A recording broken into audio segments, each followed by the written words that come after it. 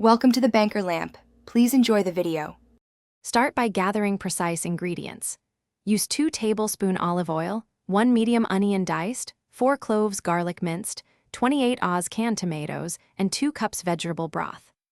Add 1 tablespoon tomato paste, 1 tsp sugar, 1/2 cup coconut milk, 1 tsp salt, and 1/4 tsp pepper to balance acidity and creaminess. Prepare 1 handful fresh basil, and zest 1 orange for brightness if you like citrus notes. Measure everything before you heat the pan to streamline the cooking process and avoid overcooking aromatics.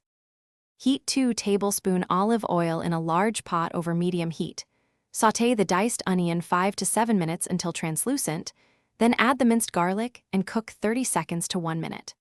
Stir in 1 tablespoon tomato paste and cook for 1 minute, then add the 28 Oz canned tomatoes and 2 cups vegetable broth and bring to a low simmer. Cook uncovered for 20 minutes to concentrate flavors. Use an immersion blender or countertop blender to blend until smooth.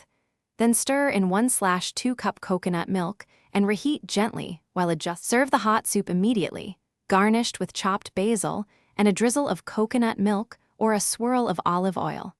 This recipe yields about 4 servings and pairs well with crusty bread or grilled sandwiches. For storage, refrigerate leftovers in an airtight container up to 4 days or freeze in portion containers or bags for up to 3 months, leaving headspace for expansion.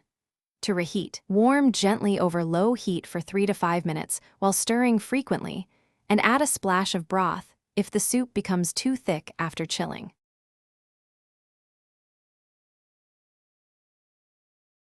Thanks for watching. If this was helpful, leave a like and consider subscribing. See you next time.